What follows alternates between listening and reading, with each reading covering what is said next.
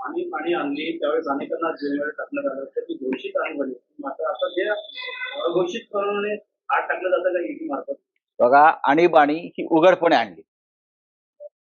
नरेंद्र मोदी असं म्हणतात की तेव्हा भूमिगत राहून कार्य करत होते. भूमिगत आणीबाणी 1975 साली उघडपणे इंदिरा गांधींनी आणली. ती काही लपवून आणली नाही ना.